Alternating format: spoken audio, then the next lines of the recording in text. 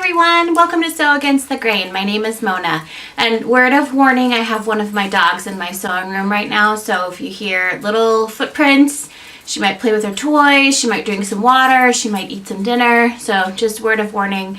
I'll try and edit out some of the dog noises if I can, but you're probably gonna hear her squeaking her toys in her house a little bit. I wanted to take some time today to talk about what I sewed in October. So I actually got 6 things done, and the last 3 were actually 3 of the same pattern, and I just batch sewed them. So I don't know if that counts as 1 item or 3 items. I mean, I guess technically it's 3 items, so I made 6 things. The first thing I made was the new Gertie pattern, which is the night and day dress, and I made it out of a spider web printed kind of silvery metallic and black cotton that I got from Joann's. And then I did the scarf collar and the little sleeve cuffs out of a blue rayon on the dress, and I'll insert some pictures of how that turned out. I wore it for the first Arizona social, which took place in October, which was really fun. The Arizona Social was organized by Lauren of Rose Garden Lane on Instagram, and I'll include a link to her Instagram page down below in the description. And she basically just brought together people who were interested in sewing, and it was amazing that most of the people there did garment sewing, which is astonishing because my experience in Arizona is that garment sewing is definitely not the norm, and if people sew, they tend to quilt, which I don't do and I'm not interested in doing. So it was really cool that it was a room full of women who were interested in garment sewing and did garment sewing, which was so cool. So we had a really great night, a lot of laughing, a lot of talking about patterns, a lot of touching each other's clothes, which I think is normal when you start interacting with people that sew. But it was such a great event, so I actually finished up the spiderweb and blue dress in time to wear for that event, and then I've worn it a couple times since. It's a really comfortable dress.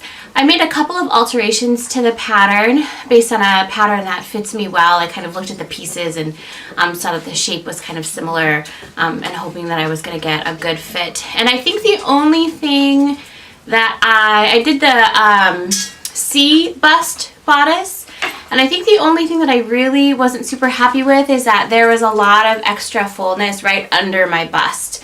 So the waist was okay, but there was a lot of like weird bagginess right under my bust that didn't seem like it needed to be there. So what I'm probably going to do when I make that pattern next is I'm going to try and curve the waist darts, or maybe add an extra waist dart in just to take up some of that space. Because I want to try and not alter the waist of the garment too much, but then take in some of the fullness. So I'll have to look at it and see what I can do to make it fit a little bit better. But I'm still really happy with it, and I'll get a ton of wear out of it, and it turned out really well. I was very happy with it. So the second thing I made is called the T, and it's by Cake Patterns, and it's actually a free pattern that you can find on Craftsy, or whatever Craftsy's new name is now, and I'll include a link below. So it's a basic kind of kimono sleeve tee, and I made it out of a really light sweater knit that is got black and white stripes on it. So it was really super easy to sew. I modified it so it didn't have a hemband because it was supposed to be a hemband on your hips, and I'm going to tuck it into everything anyway, so I didn't think that a hemband was necessarily necessary, and I lengthened it to account for the hemband not being there, and then I just turned it up and hemmed it with a zigzag stitch. It's really comfortable. I did do the micro pocket is what it's called in the pattern, and I'm not 100% sure that I like it. I have a thing with tiny pockets on big busts that I just think looks really strange. So usually if something has a bust pocket and it seems kind of small, or it isn't graded up for the different sizes, I'll usually make it larger. I did the larger of the 2 micro pockets, and I still think looks strange on the size that I need for the top. So if I make it again, I'm definitely going to either omit the pocket altogether or make it larger. I also didn't put it in the perfect spot, so it looks a little bit off center, but for a t-shirt, super comfortable. I'll get a ton of wear out of it. I really like it. Free pattern. You can't really go wrong with that either. And then the final 3 things I made are all versions of the Butter at 4685 peasant blouse. So this is my go-to peasant blouse. It's not fitted, so it's just you pull it over your head, and it's got elastic in the neck and sleeves, as peasant blouses traditionally do. No closures or anything, so it comes together really fast, really easy to sew. I really especially like it out of drapey fabrics, which is what I used for the 3 I made in October. So they're all made out of rayon. I'll include a link to where I got the rayon down below, because it's very affordable and it's really nice to sew with. So I'm a big fan of the rayon. So I made one in navy, one in black, and one in purple. And I made them all slightly different just to keep it interesting. So the navy one has the smaller sleeve that comes with the pattern. The black one has a sleeve, the same pattern, but the sleeve is 2 inches longer just to make it look a little bit different. And then the purple one, I did the longer sleeve and I didn't put any elastic in the end of the sleeve. So it's a little bit of a flutter sleeve. I've got a ton of wear out of all of them.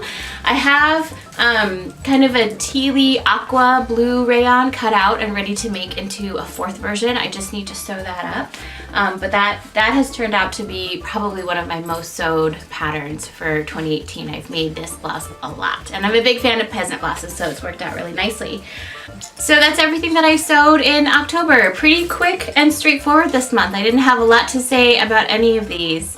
And I will be back next month to talk about everything that I sewed in November. Thanks, guys. Bye. Rosie, calm down.